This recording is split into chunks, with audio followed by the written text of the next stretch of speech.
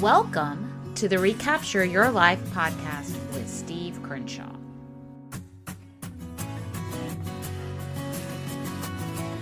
Welcome back.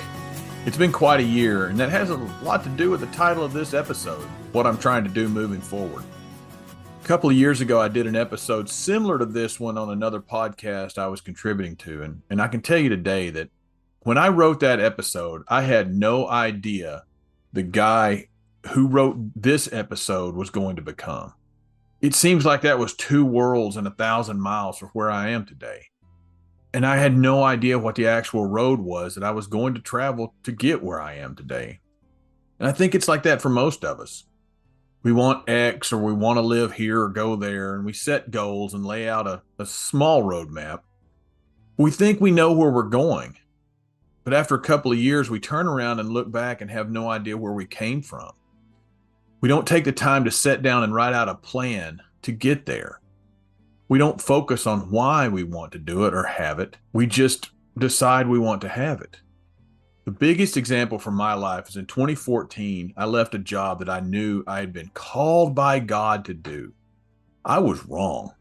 When I left that job, I became deeply depressed because that was who I believed I was supposed to be. My innermost depths believed that. And apparently, my innermost depths were wrong, which is okay. I gave it a shot. I followed my dream, but it didn't pan out. Looking back, I had no direction or real purpose other than a lot of people around me told me that was what I was supposed to do. I wasn't willing to do the work because there was no plan. And luckily for everyone involved, I finally just left.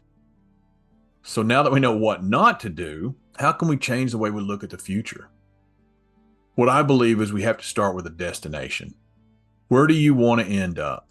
Knowing this keeps us on track. Knowing where you're going and having a plan to get there helps you stay focused on what you really want. 20 years ago, my wife and I would drive from Florida to see our parents, and we would print out the turn-by-turn directions from Yahoo Maps.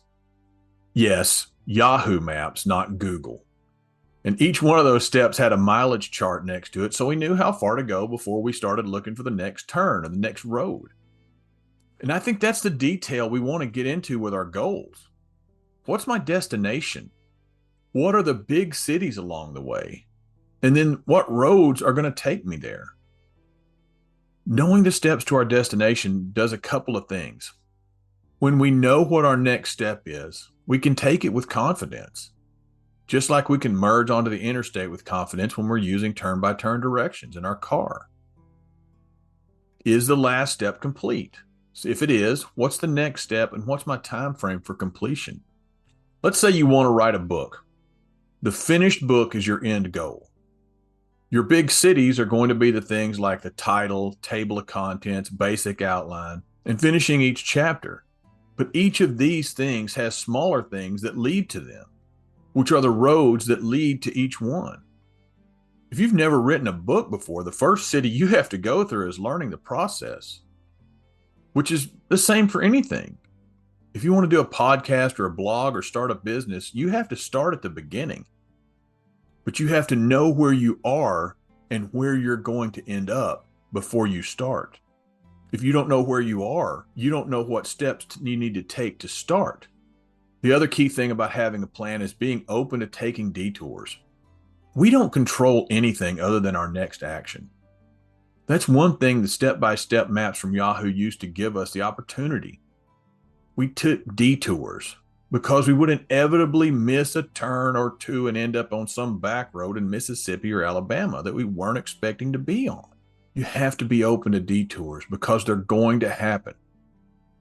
I can't tell the future, and neither can you. Life is life, and it's going to happen. So we have to understand that there will be detours along the way. But if we have a map and we have our steps, we will eventually get to the point that we're trying to reach. If we need to add a step, we can. If we need to stop for a break, we can. If we need to break it down into smaller steps, we can do that too. Because when we know where we're going and we've laid out how to get there, we can make whatever adjustments are necessary to help us reach our goal. And the main thing I want you to understand is it's about the journey, the growth you experience. Just learning to lay out a plan and stick to it no matter what is where life change really happens. Because again, we don't control life. Life just happens. And during the process, you may get lost too. And you've also got to be willing to ask for directions. When I originally left Arkansas to move to Florida 30 years ago, I had a book of maps.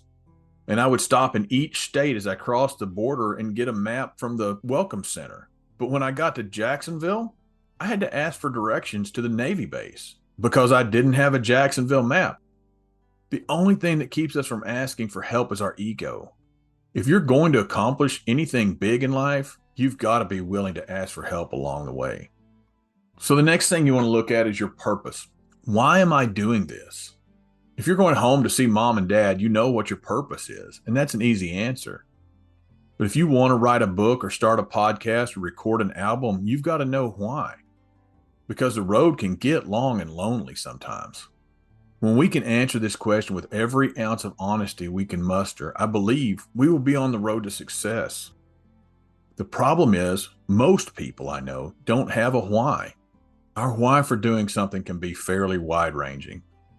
Our purpose can be simple, like I want to save money, or it can make me feel better, to grand plans like I want to help save baby turtles in Guatemala.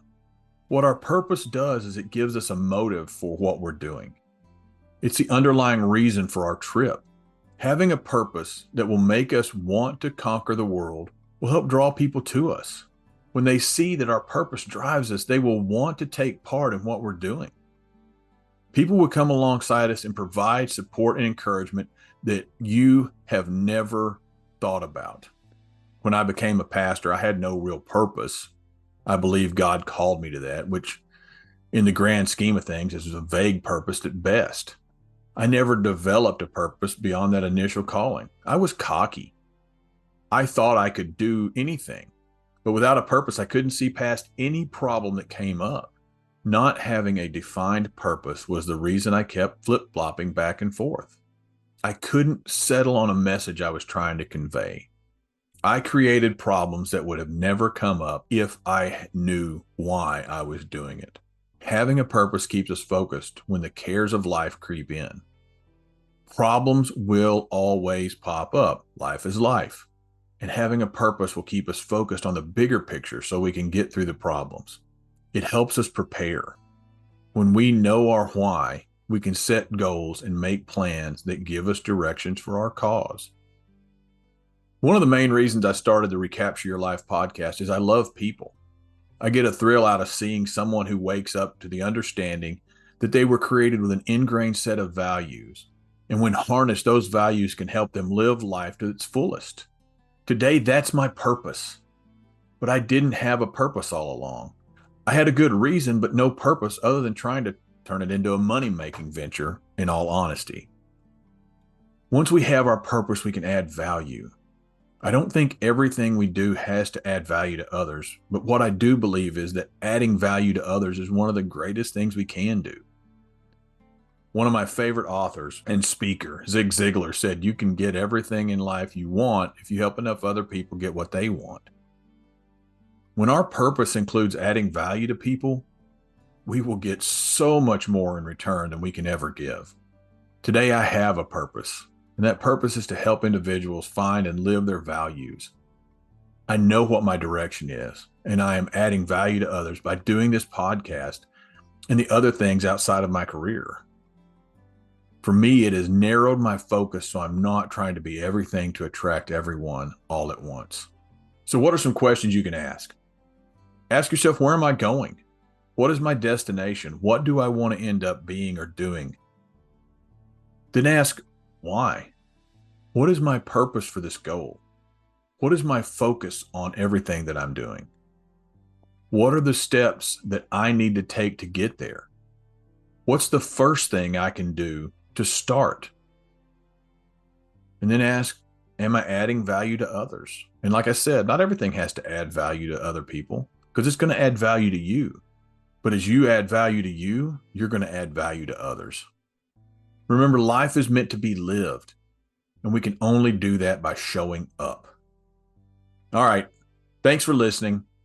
If you like what you hear, please remember to subscribe and share this with your friends and family and anyone else that you think would enjoy this podcast.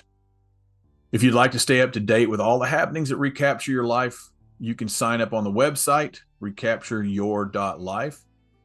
And I'm also offering complimentary coaching sessions, and you can sign up at the website as well. Again, thanks for listening, and I'll talk to you in a couple of weeks.